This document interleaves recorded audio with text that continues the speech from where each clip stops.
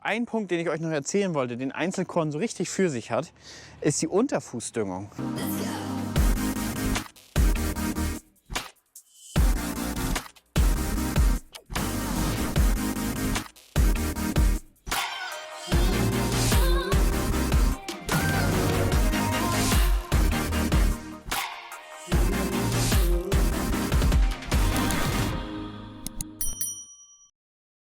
Moin Leute, herzlich willkommen. Neue Folge, Thema Rapsaussaat sind wir nach wie vor. Und ich habe gerade mal ein bisschen auf Instagram rumgefragt, was wollt ihr wissen, welche Themen bewegen euch. Und ein großes Thema ist, wie viel Kilogramm auf dem Hektar drillst du? Das ist grundsätzlich die falsche Frage in jeglichen Aussaatthematiken, weil man drillt nie Kilo auf dem Hektar, man drillt immer Körner pro Quadratmeter oder Körner pro Hektar. Denn wenn wir uns das zum Beispiel angucken, das Gewicht, 1000 Korngewicht, TKG, so viel wiegen 1000 Körner, 6,7 Gramm. Hier sind es 9,12 Gramm und hier 4,4 Gramm. Das heißt, wenn ich jetzt jemandem sagen würde, ich drill 2,5 Kilo auf dem Hektar, dann kann das bei der einen Sorte sein, dass ich 70 Körner drille pro Quadratmeter und in der anderen Sorte können es 30 Körner sein, weil das 1000 Korngewicht einfach viel, viel schwerer ist. Und wir nehmen mal noch einen Punkt dazu aus. Viele wissen ja nicht, ja, aber wenn ich jetzt Körner pro Quadratmeter habe, wie komme ich denn jetzt zu der Aussaatstärke? Das ist im Prinzip ganz einfach. Angenommen, wir möchten 50 Körner pro Quadratmeter drillen, dann rechne ich das hoch, dann sind das 500.000 Körner pro Hektar. Das nehme ich mal 4,4 Gramm, dann komme ich dann bei 2200 Gramm am Ende raus. Und das Ganze dividiere ich durch die Keimfähigkeit, 95% durch 0,95 und dann komme am Ende bei 2,315 Kilogramm raus. Das mache ich im Prinzip bei allen. Bei Hafer, bei Weizen, bei Roggen, bei Gerste, bei Raps. Bei Mais geht es dann wirklich nur um Körner pro Quadratmeter, aber im Prinzip da fängt es an. 1000 Korngewicht, hochrechnen, fertig. Wir drillen ja hier teilflächenspezifisch 28 bis 21 Körner auf den Quadratmeter. Das heißt, ich gebe in den Hochertragszonen ein bisschen mehr Pflanzen rauf, in den Niedrigertragszonen ein bisschen weniger. Warum? Weil ich einfach in der trockenen Zeit den Einzelpflanzen mehr Wasser zur Verfügung stellen möchte und möchte nicht dieses totale Absterben haben, was ich einfach in meiner Region habe. Ich habe hier manchmal einfach mal 1 oder 2 Monate kein Wasser und dann müssen die Pflanzen so lange überleben können, dass sie danach weitermachen. Und das ist einfach so der Punkt, der mir besonders bei Raps in Einzelkorn aufgefallen ist, dass das funktioniert und dass der so ein bisschen über diesen Punkt hinwegkommt und trotzdem noch ertragsstabil ist, sag ich mal. Jetzt kommt das nächste, jetzt fragen viele, ja, wann kann ich Raps drillen, wie tief sollte der sein, worauf muss ich achten? Raps braucht auf jeden Fall ein feines Saatbett. Ist ja ein ultra kleines Korn, ne? Stecknadelkopf groß. Und das heißt, das muss ja vernünftig zum Keim kommen. Und wenn ich mir jetzt den Boden hier angucke, dann habe ich ja hier Folgendes. Die Einzelkornmaschine, da ist schon das Rapskorn, stellt nur gute Keimbedingungen im Prinzip hier in diesen Spalt hin. Fertig, macht es. Oh Gott, Hannes. Stellt es im Prinzip her. Also nur hier gute Bedingungen. Das heißt, hier in dem Schlitz ist es schön gebettet. Es liegt in dem Boden drinne. Keimwasser bzw. Kapillarwasser kann jetzt zu dem Korn fließen und es kann keimen. Das ist ganz wichtig. Hier habe ich es zum Beispiel nicht. Ne? Hier habe ich so relativ grobporigen Boden. Auch hier liegt überall Stroh. Das kann ja auch da liegen. Das dient gleichzeitig als Futter für Regenwürmer. Gewissermaßen als Beschattung hier. Ne? Und ganz wichtig, wenn wir jetzt ganz viel Wasser bekommen, dann kann dieser Boden mehr Wasser aufnehmen als dieser. Weil dieser hat viel gröbere Poren. Hier sind sie viel feiner. Das ist ein Riesenpunkt, den wir beachten müssen. Das heißt, wenn wir jetzt zum Beispiel mit einer Drillmaschine fahren, dann würden wir den ganzen Bereich einebnen und entsprechend in dem ganzen Bereich ein feines Saatbett herstellen. Jetzt haben wir aber hier eine schöne Hybridlösung. Das heißt, hier in der Reihe sind hervorragende Keimbedingungen für den Raps. Wie ihr auch seht, da ist das Rapskorn. Da ist es, liegt wunderbar gebettet da. Und hier und hier haben wir festen Boden, wenn es regnet, der uns nicht wegweht, nicht wegstürmt und nicht wegwäscht. Was ich mich ein bisschen frage, ich sehe hier immer mehr kleine Rapspflanzen. wo die herkommen. Da. Ein Punkt kann sein, dass das Ausfallraps aus Jahren zuvor ist. Der Punkt ist, Raps sollte zwischen 1,5 und 2,5 Zentimeter liegen. Er kann auch auf einen Zentimeter liegen, wenn man zum Beispiel gut feuchte Bedingungen hat, gut abgesetztes Saatbett, fester Boden und. Die Gefahr ist aber zum Beispiel, wenn er zu flach liegt, dass er anfängt zu keimen, dann kommt ein paar Wochen kein Regen, er trocknet aus, die Wurzeln wachsen nicht schnell genug nach.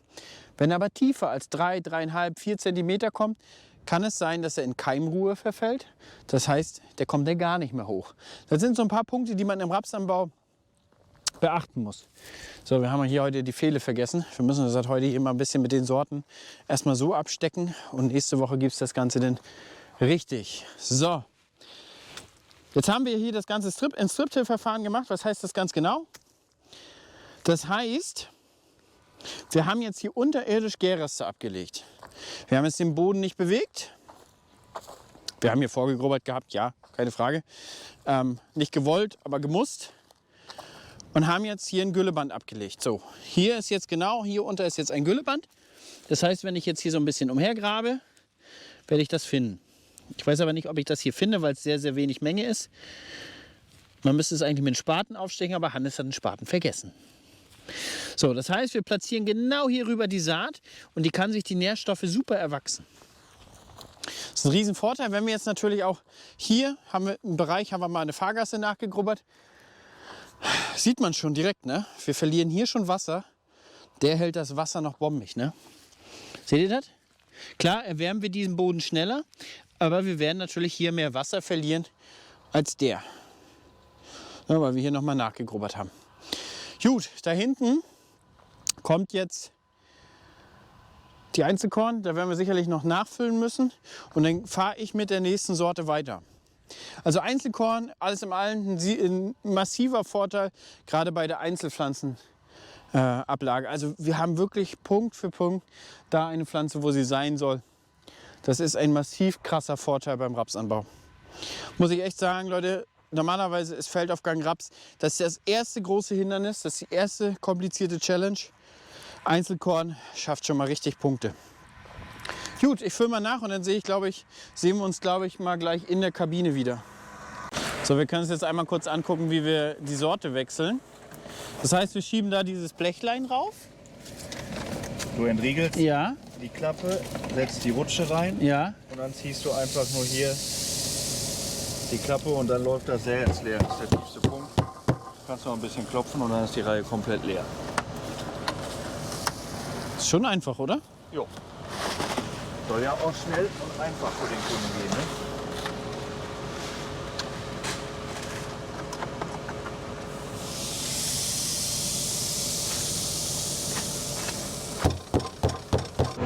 So, da sind wir. Wir haben jetzt 20:30 Uhr. Auf dem Zeiger sind jetzt 27 Hektar. Wir sind gerade mit der dritten Sorte angefangen. Also wir haben jetzt 10 Hektar Archivar, wir haben 17 Hektar Adonis und den ganzen Rest machen wir jetzt Ambassador. Kommen wir eigentlich ganz gut voran dafür, dass wir sehr, sehr viel gefilmt haben und hier und da und jenes, ne? Ihr wisst ja selber, mit erklären, das dauert alles so ein bisschen. Passt auf jeden Fall die Hektarleistung. Wir haben jetzt mehrmals die Saatgutablage kontrolliert, das sieht auch alles hervorragend aus. Und jetzt haben wir auf jeden Fall auch schon ein bisschen weniger im Saattank, im Korntank, also Quatsch, im Korntank, Hannes, im Düngertank. Jetzt fängt die Maschine auch an, langsam immer besser zu laufen. Wir haben gerade reingeguckt und wir haben ja ausgerechnet, jetzt müssten ungefähr 1,35 Tonnen weg sein. Also eine Dreivierteltonne ist ungefähr noch drin. Und jetzt läuft die Maschine deutlich besser schon.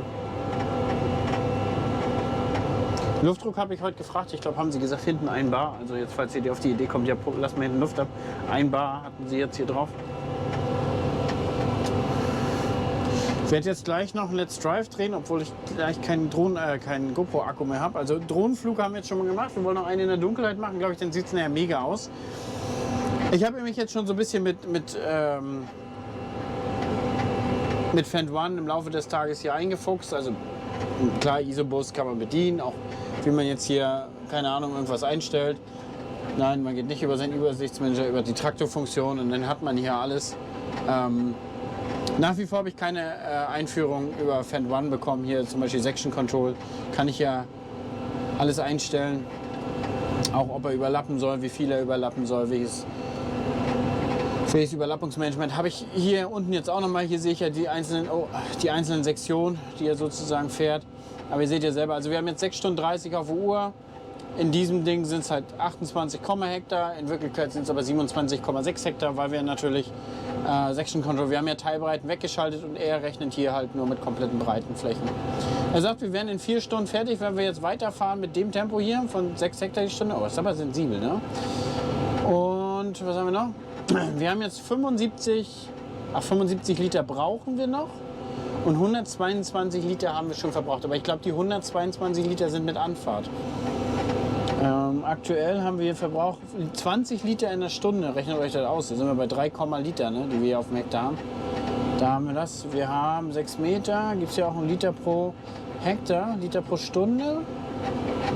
6 Meter. Gibt leider keinen Liter pro Hektar, Leute. Nur Liter Stunde. Irgendwo gibt es den sicherlich auch. Irgendwo gibt es den sicherlich auch. Also 20 Liter in der Stunde jetzt hier aktuell bei der Fahrt. Ich meine, ein bisschen kommt bei dem Drehen noch zusammen und so. Aber dann haben wir schon einen wahnsinnig wenigen Verbrauch. Also wir sind bei meiner EDX, kommen wir mal so auf 5 bis 6 Liter auf dem Hektar. Jetzt muss man aber natürlich sagen, wir haben hier auch beim Rapslegen deutlich weniger Nachfüllen. Also schleppen viel weniger Dünger mit uns rum. Gut, jetzt haben wir viel Dünger mit uns rumgeschleppt, aber in der Regel müssen wir auch mehr Dünger ausbringen und wir müssen auch öfter die Saat wechseln. Haben sozusagen auch ein bisschen öfter Standzeiten. Genau. Aber die macht bis jetzt einen guten Job, war bis jetzt hier gar nichts vorgefallen. Das Einzige, was war jetzt ab und zu mal mit dem GPS, ist der Fendt One hier ausgefallen. Da mussten wir ausmachen, Hauptschalter ausmachen und neu starten und weiterfahren. Aber die Vereinzelung hier hat bis jetzt einen super Job gemacht. Also da kann ich jetzt gar nicht meckern. Auch die Entleerung habe ich euch, glaube ich, in dem Video noch gezeigt. Habe ich euch, glaube ich, auch mit aufgenommen. Und jetzt haben wir hier noch 20 Hektar ungefähr, bis wir fertig sind. 30. Oh, 30 Hektar noch alles. Also, wenn wir durchballern, 5 Stunden. Das ist heute Nacht um 2 hier. Das werden wir natürlich nicht machen. Ich denke, wir fahren jetzt hier noch den Fronttank mit dem Kieserit leer und werden dann morgen früh relativ zeitig weitermachen. Vielleicht werde ich dann auch wahrscheinlich eher morgen früh meinen Let's Drive aufnehmen und dann ist die GoPro wieder vollgeladen. Auf jeden Fall freue ich mich. Die Bedingungen, muss man sagen, für Raps sind absolut perfekt. Wir haben warmes Wetter, wir hatten Regen, wir haben 27 mm am Wochenende gehabt. Freitag, also Donnerstag, Freitag. Das ist wirklich bombastisch gut und da brauchen wir jetzt auch gar nichts wegdiskutieren. Das ist schon mal ein großer Grundstein, damit hier dieses Jahr die Rapsernte gut wird. Oh, Gottes Willen. Oh, das ist mir vorhin auch schon passiert. Ich bin dagegen gekommen auf rückwärts. Ich bin der Meinung, die 900er haben hier drüber einen besseren Schutz. Also vorhin saß ich da und bin dagegen gekommen und habe auch direkt den Rückwärtsgang eingelegt. Also da muss man echt aufpassen. Wahnsinnig aufpassen anscheinend. Passiert mir schon das 2. Mal heute. Ist mir beim 900er vielleicht einmal bis jetzt passiert oder so. So, stehen geblieben. Also klar, die Bedingungen sind Bombe. Es ist natürlich auch hervorragend, dass wir Strip-Till auch entsprechend so früh fertig hatten, dass das hier drauf regnen kann, dass das drinnen bleibt, das Wasser, weil wir hier dann nicht mehr nochmal durchwühlen müssen und jetzt auch wirklich konserviert ist. Man sieht, es ist nur oberflächlich abgetrocknet und alles im Allen danach auch bleibt es jetzt auch feucht. Was natürlich auch geil ist, ihr seht ja da diese Linie, das ist unser Vorgewinde. Also das heißt, wir rollen da jetzt bloß rüber. Brauchen wir im Prinzip ein bisschen langsamer werden.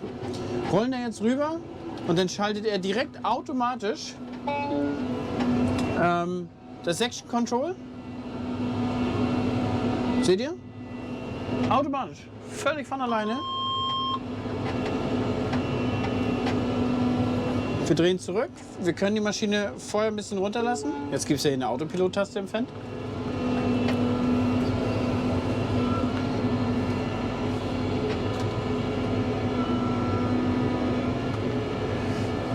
Jetzt fällt mir wieder ein, die Vorgewendelinie hier oben passt nicht.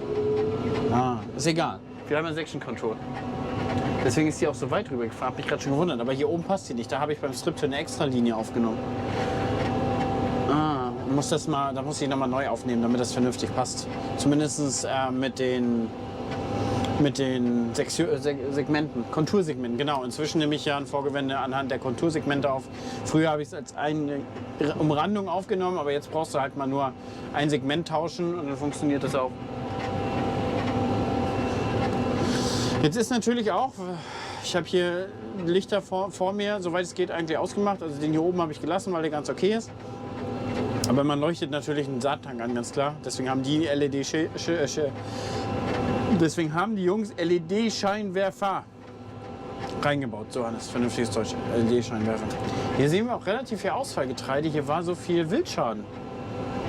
Hier in der Senke war super viel Wildschaden. Da sieht man jetzt, das kommt jetzt alles hoch.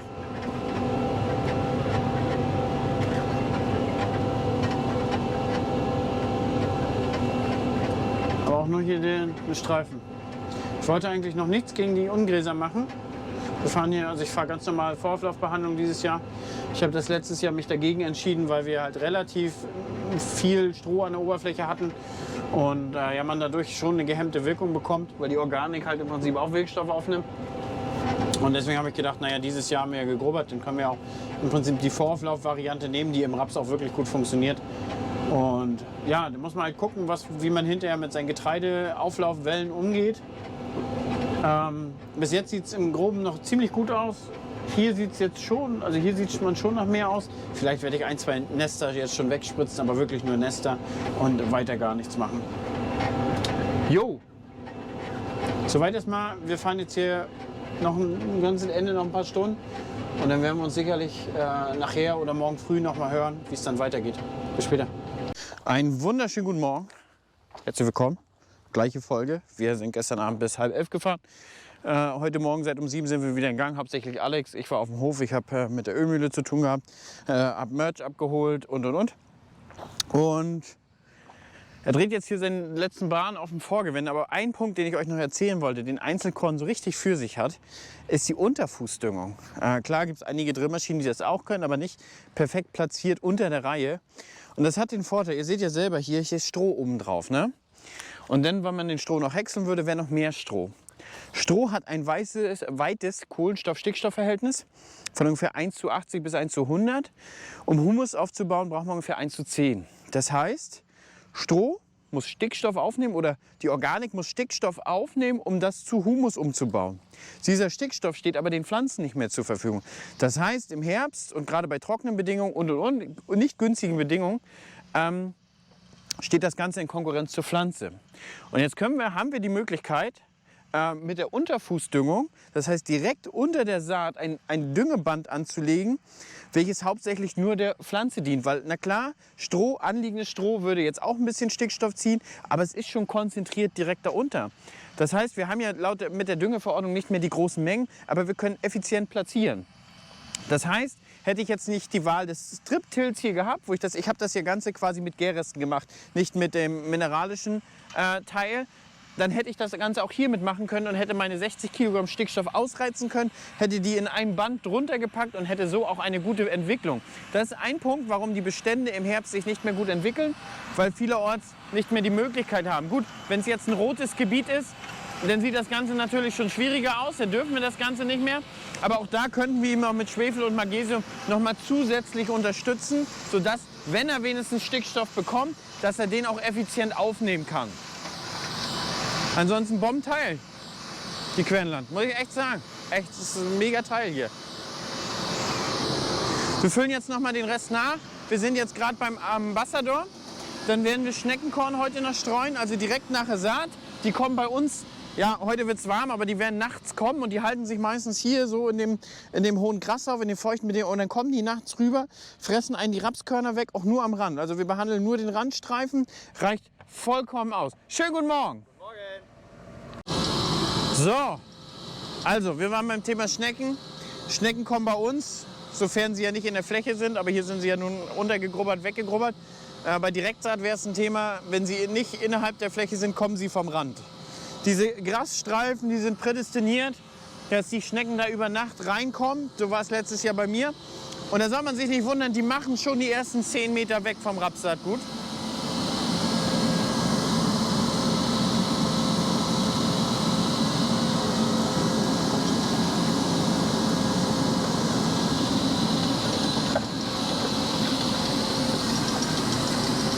Ja, das ist jetzt zum Beispiel der Vorteil hier.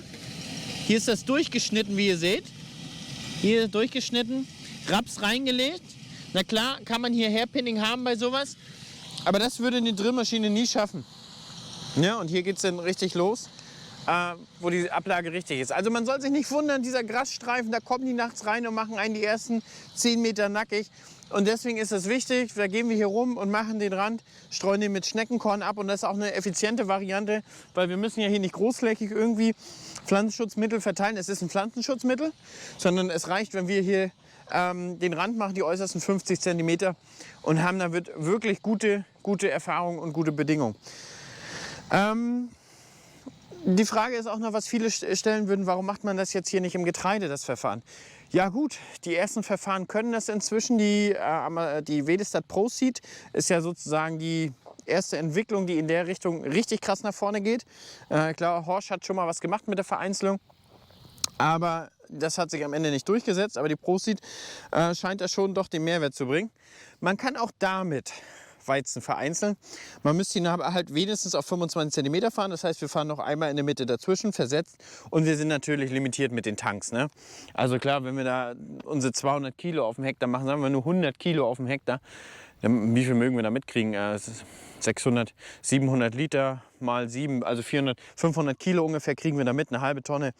Das reicht ungefähr für 2,5 Hektar und dann müssten wir da wieder den Aufwand machen und das nachfüllen. Und wir arbeiten bei uns in der Region ja nur mit Big Bags als Weizensaatgut. Klar, kleinere Strukturen so, die haben da gerne Sackware. Wir arbeiten aber nur mit Big Bags. Zum Beispiel meine Horsch Tigerdrill fast 2 Tonnen.